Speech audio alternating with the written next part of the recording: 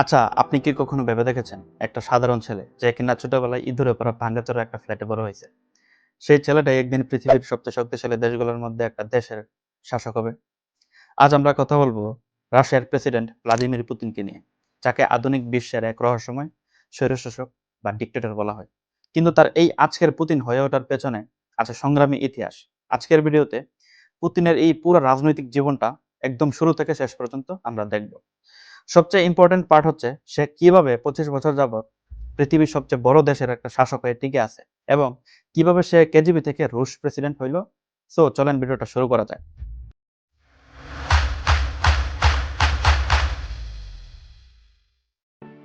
1952 সালের 7 অক্টোবর তৎকালীন লেনিনগ্রাদ শহরে সে জন্মগ্রহণ করে। তার নাম রাখা হয় ভ্লাদিমির ভ্লাদিমিরোভিচ পুতিন।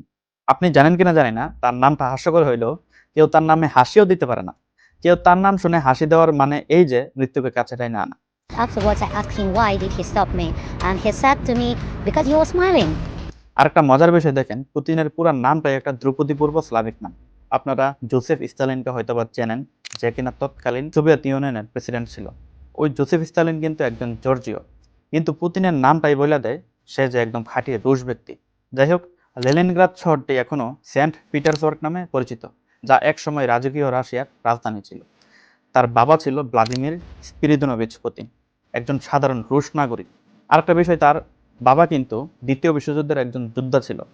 সে দ্বিতীয় বিশ্বযুদ্ধে নাৎসিদের বিরুদ্ধে লড়াই করছিল এবং যুদ্ধের সময় সে গুরুতর আহত হইয়া দীর্ঘদিন অসুস্থ জীবনযাপন করছে এবং তিনি যুদ্ধের পরে কারখানার কাজ করত। ইনফ্যাক্ট পুতিনের বাবা সেই সময়কার কমিউনিস্ট পার্টির একজন সাধারণ নেতাও ছিল। পুতিনের মায়ের নাম ছিল হচ্ছে মারিয়া ইভনোভনা। পুতিনের জন্মের আগে তার দুইজন ভাই ছিল, একজনের নাম হচ্ছে আলবার্ট আর আরেকজনের নাম হচ্ছে ভিক্টর। ছোটবেলায় তারা দুইজনেই মারা গেছে। একজন রোগাক্রান্ত হয়ে মারা গেছে, অন্যজন সেই সময়কার যুদ্ধের মধ্যে মারা গেছে। আর এই জন্য পুতিনের মা বাবা অনেক হতাশাগ্রস্ত ছিল। স্বাভাবিকভাবে সন্তান হারানো অনেক কষ্টের বিষয়। পুতিনের মা মারিয়ার বয়স যখন 40 বছর হয়, তখন পুতিনের জন্ম হয়। বলতে পারেন পুতিন ছিল তার বাবা মায়ের জন্য এক পরম সান্ত্বনার বিষয়। ইন্টারেস্টিং একটা ফ্যাক্ট বলি, পুতিনের পরিবার কিন্তু সরাসরি রাজনীতিতে ছিল না, কিন্তু তার দাদা স্পিরিদন পুতিন ছিল একজন হাই প্রোফাইল শেফ বা বাবুর্চি। তার দাদা স্বয়ং ভ্লাদিমির লেনিন এবং জোসেফ স্টালিনের ব্যক্তিগত রাঁধুনি ছিল। তারা কিন্তু প্রধানমন্ত্রী ছিল রাশিয়া। অনেকেই বলে পুতিনের দাদা রুশ গোপন সংস্থা এনকেভিডির সদস্যও ছিল। বর্তমানে আমরা যেটাকে কেজিবি বা রাশিয়ার গোয়েন্দা সংস্থা নামে চিনি, আর এই কেজিবিতে কিন্তু পুতিন পরে যোগদান করে। পুতিন এমন একটা সময়ে বড় হইতেছিল যখন সোভিয়েত ইউনিয়নে ব্যাপক পরিবর্তন আসছিল। মানে তো বুঝতেছি, যুদ্ধ বিধ্বস্ত একটা দেশ। 1950-এর দশকে তাদের জীবনটা ছিল অনেক টাফ, অনেক কঠিন। পুতিনের ছোটবেলার স্টোরিটা সবার মতো ছিল না। পুতিন ছোটবেলায় অনেক হ্যাংলা পাতলা এবং অনেকটা চিকনা উদরন্ত স্বভাবের মানুষ ছিল। তাই তার বয়সী ছেলেরা তাকে অনেকটাই টিস করতো, তার সাথে মারামারি করতো। আর তখন সে বুঝে যায় শক্তিমত্তা দেখাইলে কেউ চোখ তুলে তাকাইতে পারবে না। তাই সে তখন তার এলাকার পোলাপান নিয়ে একটা কিশোর গ্যাং তৈরি করে ফেলে। আর তখন বিভিন্ন সময় সে ঝগড়া ও মারামারিতে জড়িয়ে পড়তো। ছোটবেলাতেই সে অপরাধ জগতে চলে গেছিল। আর এর জন্য একটা কারণও আছে। পুতিনের পরিবার অনেক অভাব অনটনের মধ্যে ছিল। তাই তার বাবা মা 24 ঘন্টা ডিউটি করতো বলে আমরা শুনছি। আর এই জন্য পুতিন অনেকটা একাকী সময় পার করতো। রাস্তায় ঘুরে বেড়াইতো। অন্য 10টা পোলাপান যেভাবে খেলাধুলা করতো, সেও এরকম স্বভাবেরই ছিল। তবে পুতিনের ছোটবেলার সময়টা সব ছেলেদের মতো ছিল না। সে অনেক কঠোরতার মধ্যে দিয়ে বড় হয়েছে। তার বাবা তাকে কঠোর শাসনে বড় করছে। এই ব্যাপারে একটা ইন্টারেস্টিং ঘটনাও আছে। পুতিনের বয়স যখন 12 থেকে 13 বছর হবে, তার বাবা মাকে সে না জানাইয়া তখন তার বন্ধুদের সাথে ট্রেনে ঘুরতে গেছিল। আপনারা অবাক হবেন যে জায়গাটা প্রায় 150 কিলোমিটার দূরে। সে লেনিনগ্রাদ থেকে সালাইরেন নামক একটা অঞ্চলে যায় সমুদ্র সৈকত উপভোগ করার জন্য। কিরকম বাগনা চিন্তা করেন, মানে 150 কিলোমিটার দূরে গেছে তার বাবা মাকে না জানায় সমুদ্র উপভোগ করার জন্য। স্বাভাবিকভাবেই তার বাবা মা তাকে খুঁজে পাইতেছিল না। তারা অনেক টেনশনে পড়ে গেছিল এবং অনেক খোঁজাখুঁজি করছে, কিন্তু তাকে পায় নাই। সে যখন বাসায় ফিরে আসে, তখন কি হয় জানেন? তখন তার বাবা রাইগা তাকে বেল্ট দিয়ে পিটাইছিল। আর এই ঘটনাটা পুতিনের স্মরণকালের সবচেয়ে স্মরণীয় একটা ঘটনা। আর তাছাড়া লেনিনগ্রাদের একটা ছোট্ট বাসায় থাকতো পুতিনের পরিবার। সেখানে ইঁদুর ছিল প্রচুর। এই পরিবেশে পুতিনের শৈশবটা আসলে কাটে। আর আরেকটা বিষয় একটু খেয়াল করে দেখেন, জীবনের এই কঠিন সংগ্রামটাই হয়তো তার মধ্যে একটা ধারণা আয়না দিচ্ছিল যে পৃথিবীতে টিকে থাকতে হইলে লড়াই করতে হবে। এখন তার শিক্ষাগত যোগ্যতা নিয়ে বলি। 1960 সালে পুতিন লেনিনগ্রাদের একটা সরকারি স্কুলে ভর্তি হয়। আপনারা অবাক হবেন যে পুতিনের স্কুলের নাম হচ্ছে 193। স্কুলের নাম 193 হয় কেন? এটার একটা কারণ আছে। তখনকার আমলে রাশিয়ার স্কুলগুলোতে কামড়াকামড়ি বন্ধ করার জন্য অথবা মান ঠিক রাখার জন্য স্কুলগুলোর নাম্বারে কাউন্ট করতো। তখন এক স্কুল আরেক স্কুলের সাথে পড়াশোনার সব ধরনের কম্পিটিশন করতো। ফলে স্কুলগুলো রাজনীতি করতো। রাজনীতির বেড়াজালে আটকে যেত। বাংলাদেশে অনেকেই দেখবেন অনেক স্কুলগুলোর মধ্যে ব্যক্তিগত প্রভাব খাটায়, রাজনীতি করে, ক্ষমতা দেখায়। তখন সোভিয়েত ইউনিয়নে স্কুলগুলোর মধ্যে আলাদা আলাদা নাম দেওয়ার বদলে তারা তখন নাম্বার দিত, যাতে করে কোনো নাম প্রতিষ্ঠিত না হয় এবং সহজেই স্কুলগুলোর মধ্যে নথিভুক্ত এবং পরিচালনা করা যায়। এই 193 নম্বর স্কুলে পুতিন তার প্রাইমারি এডুকেশন শেষ করে। এরপর সে 281 নম্বর স্কুলে ভর্তি হয়। সেখানে সে জার্মান ভাষাটা শেখা শুরু করে। এখন আমাদের সিলেবাসে যেমন দ্বিতীয় ভাষা হিসেবে ইংরেজিটা আছে, তখন রাশিয়াতেও দ্বিতীয় ভাষা হিসেবে জার্মান ভাষাটা প্রচলিত ছিল। আর তাকেও ওই জার্মান ভাষাটা পড়তে হইতো, কারণ সে জানতো জার্মান ভাষা পুতিনের স্বপ্নের দিকে আগায় নিয়ে যাবে। সে 1970 সালে তার হাই স্কুল লাইফ শেষ করে। পুতিনের আগে কিন্তু কেজিবিতে জয়েন করার কোনো স্বপ্নই ছিল না। অনেকেই জানেন না কেজিবি আসলে কি। কেজিবি মূলত রাশিয়া বা তৎকালীন সোভিয়েত ইউনিয়নের রাষ্ট্রীয় গোয়েন্দা সংস্থা, ইন্টেলিজেন্স। তার 15 হচ্ছে ইংরেজিতে বলি কমিটি ফর স্টেট সিকিউরিটি এবং বাংলায় হচ্ছে রাষ্ট্রীয় নিরাপত্তা সংস্থা। এখানে একটা ইন্টারেস্টিং ঘটনা আছে, সেটা হলো সে তার ছাত্র জীবনে 2টা মুভি দেখছিল। মুভিগুলো হইতেছে 17 মোমেন্টস অফ স্প্রিং এবং the shield and the sword. এই মুভিগুলো দেখে তার কেজিবি সম্পর্কে ধারণা বদলাই যায় এবং সে একজন কেজিবি গোয়েন্দা হওয়ার স্বপ্ন দেখা শুরু করে। আর সেই স্বপ্ন থেকে সে ভালোভাবে পড়াশোনা শুরু করে। যেই ছেলেটা একটা কিশোর গ্যাং বানাইছিল, যেই ছেলেটা সবসময় মারামারি করত, যেই ছেলেটা পড়াশোনায় অনেক বাজে ছিল, সেই ছেলেটাই রিয়েলিটি বুঝতে পারে যে আমার এখন দেশের জন্য কিছু করতে হবে। এইবার সে তার নিজের দেশ নিয়ে ভাবা শুরু করে। সে প্রথমবারের মতো স্বপ্ন দেখা শুরু করে যে তার দেশের জন্য তার কিছু একটা করতে হবে। যখন সে কেজিবিতে ঢোকার স্বপ্ন দেখে, সে কিন্তু আর তখন মারামারি করে না, সে পড়াশোনায় মন দেয়। তখন থেকে তার খারাপ প্রতিভাগুলোকে সে কাজে লাগানোর চেষ্টা করে ভালো কাজের জন্য। পুতিনের বয়স যখন 12 বছর হয়, তখন সে রাশিয়ান মার্শাল আর্ট সাম্বো শেখে নেয়। এখানে সে থেমে যায় নাই, সে জুডো মার্শাল আর্টও শেখেন। আর 18 বছর বয়সে সে জুডোতে ব্ল্যাক বেল্ট অর্জন করে। মানে আপনি বুঝতে পারতেছেন, এই ব্ল্যাক বেল্ট তারাই পাইতো যারা জুডো মার্শাল আর্টে সেরা হইতো। এমনকি পুতিনের বয়স যখন 16 বছর, তখন সে কেজিবির একটা অফিসে যায়। অফিসে গিয়ে চাকরির জন্য আবেদন করে, কিন্তু তখন তাকে কেজিবি থেকে ফিরাইয়া দেওয়া হয়। কারণ কি? কেজিবির কর্মকর্তারা তাকে কারণ হিসেবে বলে যে আগে তুমি আইন শিখে আসো, তারপর আমরা তোমাকে নেব। আরেকটা মজার ব্যাপার হচ্ছে, কেজিবির রিক্রুটমেন্ট সিস্টেম ছিল 2টা। তারা আর্মি থেকে বাছাই করতো, পাশাপাশি আইন, ইতিহাস, ভাষা বিষয়ে ডিগ্রি যাদের থাকতো তারাই কেজিবিতে জয়েন করতে পারতো। আবার তারা স্কুল থেকেও সরাসরি ছোট বাচ্চাদের নিয়োগ করতো। স্কুল পর্যায়ে যারা পড়াশোনা ভালো করতো এবং যাদের মধ্যে দেশপ্রেম ছিল বেশি, তাদেরকেই কেজিবি বাছাই করে নেওয়া যেত। আরেকটা মজার বিষয় হচ্ছে, পুতিনের স্কুলেও কিন্তু কেজিবি নিয়োগ করতো। যখন পুতিনের স্কুলে কেজিবি নিয়োগ করতো এবং নিয়োগ হইতো, তখন পুতিন স্কুল থেকে পালাই যাইত, কারণ তার এগুলোর প্রতি ইন্টারেস্ট ছিল না এবং কেজিবি সে পছন্দও করতো না। আর পুতিনের এই বান্ডুলে স্বভাবের কারণে তার বাবা তখন তার উপর অনেক বিরক্ত ছিল, অনেক রাগান্বিত ছিল। তার বাবা চাইতো সে যেহেতু দ্বিতীয় বিশ্বযুদ্ধের একজন যোদ্ধা এবং কমিউনিস্ট পার্টির জন্য সে কাজ করতেছে, সেহেতু তার ছেলে পুতিনও দেশের হয়ে কাজ করুক। কিন্তু পুতিন তো ছোটবেলা থেকেই কথা শোনে না। তাহলে পুতিন কিভাবে কেজিবিতে ঢুকলো? এটা তো একটা প্রশ্ন, তাই না? তার স্কুল লাইফে সে বন্ধুদের সাথে 2টা মুভি দেখছিল। আর এই 2টা মুভি তখন তার ধারণা বদলে দিয়েছে কেজিবি সম্পর্কে। যেহেতু কেজিবিতে এই 2টা মাধ্যম ছাড়া অন্য কোনো মাধ্যমে নিয়োগ হইতো না, মানে সে আর্মিতে জয়েন করতে পারতেছিল না, আবার তার স্কুল পর্যায়ে নিয়োগের রাস্তাটাও সে নিজে বন্ধ করে দিয়েছে। সেহেতু সে চিন্তা করে যে আইনের উপর ডিগ্রি নেবে। যেই কথা সেই কাজ। সে তখন আইনের উপর পড়াশোনা শুরু করে এবং আইনের উপর ডিগ্রি নেয়। আর এই পড়াশোনা শেষ করার পরে 1975 সালে সে কেজিবিতে জয়েন করে। 1975 সালে পুতিন তার স্বপ্ন পূরণ করে কেজিবির প্রশিক্ষণ স্কুলে যোগ দেয়। এবার তার বাবা তাকে অ্যাপ্রিসিয়েট করতে শুরু করে। পুতিনের বাবা তার কর্মকাণ্ডে অনেক খুশি হয়। এতদিন তার বাবা তাকে বিশ্বাস করতো না, কারণ ভান্ডুলয়া স্বভাবের পুতিন কথা শুনতো না, এলাকায় ঝামেলা লাগায় রাখতো সবসময়। ছেলের প্রতি তার বাবার ধারণা ভালো ছিল না। যাই হোক, পুতিনের ক্যারিয়ারের পরবর্তী 10টা বছর ছিল দাপ্তরিক কাজে ভরা। সে অনেক কাজ করত। 1985 সালে সে রাশিয়া থেকে পূর্ব জার্মানির ড্রেসডেনে পোস্টিং পায়। আর তখন একাডেমিক লাইফের জার্মান ভাষা শিক্ষাটাও কাজে লেগে যায়। যেহেতু সে একজন গোয়েন্দা সংস্থার এজেন্ট ছিল, সেহেতু সে কৌশলে অনেক বড় বড় নেতাদের সাথে কানেক্ট হয়, তাদের সাথে যোগাযোগ ও নেটওয়ার্কিং তৈরি করে। আর তখন অনেক মানুষের সাথে কাজ করার ফলে তার অনেক রাজনৈতিক অভিজ্ঞতাও হয়। আর তখন তার পদোন্নতিও হয়। তখন সে কেজিবির একজন চৌকস অফিসার ছিল, তার র্যাঙ্ক ছিল লেফটেন্যান্ট কর্নেল। চিন্তা করেন, রাস্তার ছেলেটা একটা গোয়েন্দা সংস্থার চৌকস অফিসার। সেখানে থাকাকালীন সে অনেক অপারেশন সফলভাবে শেষ করে, বিভিন্ন যুদ্ধের মুখোমুখি হয় এবং প্রচণ্ড রিস্কি জীবনযাপন করে। 1990 সালে সে আবারও রাশিয়ায় ফিরে আসে। সেখানে থাকা অবস্থায় পুতিন নিজে দেখতে পায় সোভিয়েত ইউনিয়নের পতন এবং বার্লিন দেয়াল ভেঙে পড়তে দেখে।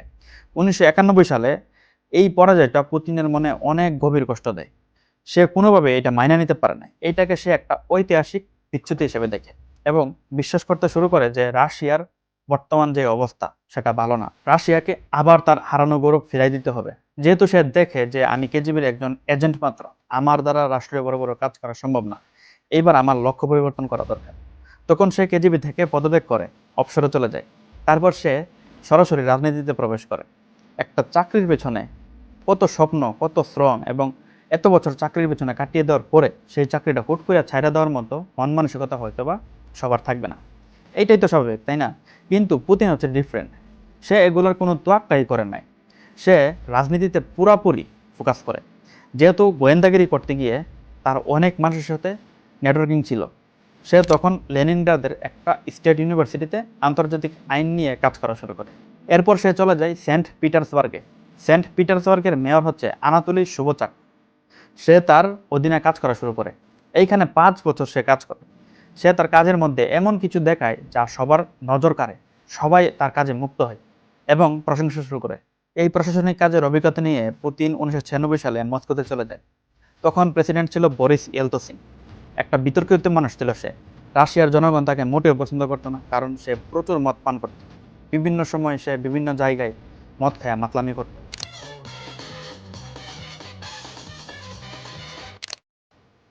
Так вот, не первый раз я вам говорю, что вы провалились. Well, now for the first time, I can tell you that you're a disaster.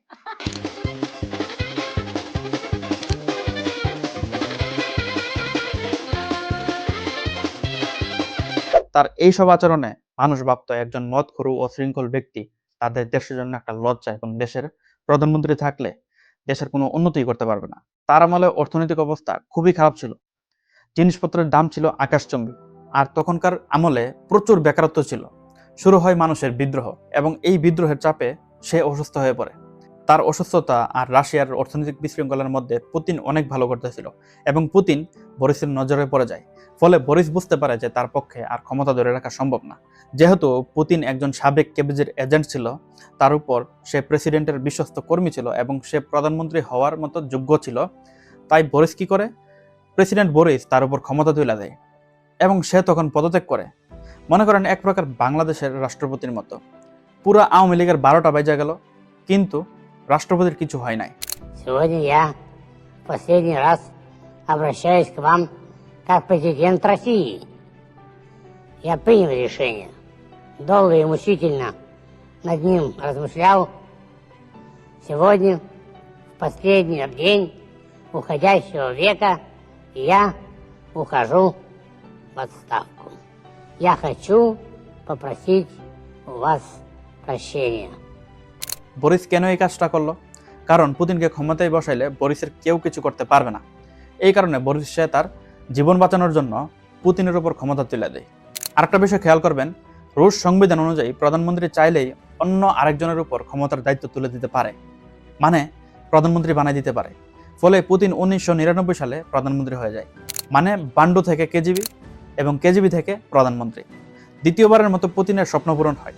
যেহেতু পুতিন কোনো ভোটের মাধ্যমে ক্ষমতায় আসে নাই এবং সে বরিস থেকে সরাসরি দায়িত্ব পাইছে, আর বরিসকে মানুষ পছন্দ করতো না, সেহেতু ওই সময় পুতিনের উপর একটা জনগণের একটা খারাপ ধারণা ছিল যে বরিস তাকে ক্ষমতার চেয়ারে বসাইছে, সে হয়তো বরিসের মতোই হবে, সে হয়তো ডিক্টেটর হবে, স্বৈরশাসক হবে।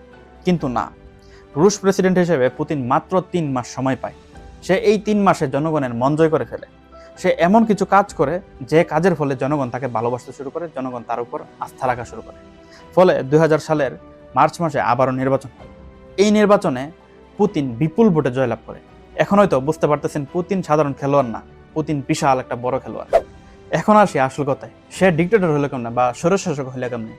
শুরুতে সবাই ভাবছিল যে পুতিন বোধহয় একজন আধুনিক ও গণতান্ত্রিক নেতা হবে। প্রথম 2 মেয়াদের মধ্যে সে রাশিয়ার বড় বড় রাজনীতিবিদ ও ও ব্যবসায়ী ও পয়সাওয়ালা লোকদেরকে নিয়ন্ত্রণে আনে এবং পশ্চিমাদের সাথে সুসম্পর্ক রাখে। মানে হইল, তোমরা যা খুশি তাই করো, সমস্যা নাই, তোমাদেরকে আমি কোনো বাধা দেব না, তবে তোমরা আমার ক্ষমতা টিকায় রাখার জন্য ফান্ড দিবা, অর্থ দিবা, যদি না দাও তোমাদের জীবন আমি শেষ করে দেব। মানে যে যাই করুক তাতে পুতিনের কোনো সমস্যা নাই, যত খারাপ কাজই করুক পুতিন তাকে শেল্টার দিবে, তবে পুতিনকে ক্ষমতা টিকায় রাখার জন্য তাকে ফান্ড দিতে হবে। তখন তার বিরুদ্ধে যেই কথা বলতো তাকেই ধরে নিয়ে শাস্তি দিত অথবা গুম করে ফেলতো, যেমনটা এখন বাংলাদেশে হয় আর কি। মানে হইলো, যেই তার বিরুদ্ধে কথা বলার সাহস করতো বা তার সাথে কোনো বিরুদ্ধে জড়াইতো, তার সাথে কোনো আপোষ করতো না পুতিন। আপনারা হয়তো বা জানেন না, রাশিয়ার সংবিধান অনুযায়ী একজন 2বার প্রধানমন্ত্রী হইতে পারে। সে অনুযায়ী সে একটা প্ল্যান করে, তার একজন এজেন্ট ছিল, নাম হচ্ছে দিমিত্রি মেদভেদেভ। সে তাকে নির্বাচনে দাঁড়া করায়। 2008 সালের নির্বাচনে পুতিনের এজেন্ট দিমিত্রি ক্ষমতায় চলে আসে। দিমিত্রিকে যেহেতু পুতিন নির্বাচনে দাঁড়া করাইছে এবং নির্বাচনের সব ফান্ড পুতিন দিছে, সেহেতু দিমিত্রি পুতিনকে ক্ষমতায় বসায় দেয়। মানে পুতিন আবারও প্রধানমন্ত্রী হয়। কি ধরনের গুটি চাল আপনি চিন্তা করে দেখেন। যেহেতু সংবিধান অনুযায়ী প্রধানমন্ত্রী চাইলেই নিজে পদত্যাগ করে অন্য আরেকজনকে প্রধানমন্ত্রী বানাইতে পারে, সেহেতু পুতিন সেই সুযোগটাই কাজে লাগাইছে। এরপর 2012 সালে পুতিন আবারও নির্বাচন করে, আর সে আবারও প্রেসিডেন্ট হয় এবং সংবিধানের মূল চেতনার 12টা বাজাইয়া সে আজ পর্যন্ত ক্ষমতায় টিকে আছে।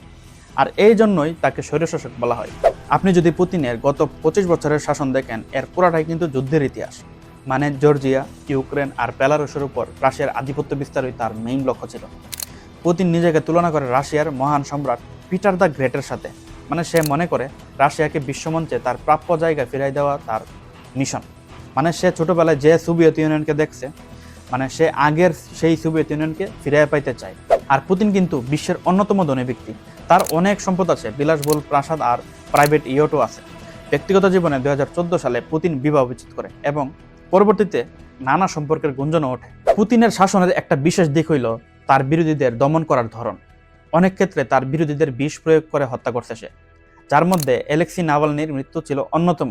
পুতিন মনে করে তার মেইন অস্ত্র হইল রাশিয়ার জ্বালানি সম্পদ, তেল আর গ্যাস। এগুলোকে পুতিন রাজনৈতিক হাতিয়ার হিসেবে ব্যবহার করে। এরপর আসি 2022 সালের 24শে ফেব্রুয়ারিতে। পুতিন ইউক্রেনে আক্রমণ করে। সে ভাবছিল সে কয়েকদিনের মধ্যেই কিয়েভ দখল করে নেবে, কিন্তু ইউক্রেনের শক্তিশালী প্রতিরোধ আর রাশিয়ার সামরিক দুর্বলতার কারণে তার পরিকল্পনা একদম বন্ডল হয়ে যায়।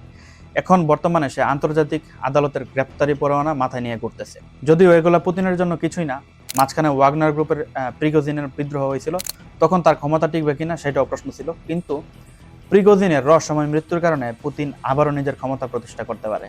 মানুষের বিদ্রোহ ঠেকাইতে সে মাঝে মধ্যে দেখবেন বিভিন্ন হাস্যকর ছবি পোস্ট করে মানুষকে দেখায় যে রাশিয়ার প্রেসিডেন্ট এখনো স্ট্রং, সে মরে নাই। সে এখনো মিডিয়াগুলোকে এমনভাবে নিয়ন্ত্রণ করতেছে, যেমন দেখবেন বিভিন্ন জায়গায় ঘুরতেছে, সে ঘোড়ার উপরে খালি গায়ে বসে আছে।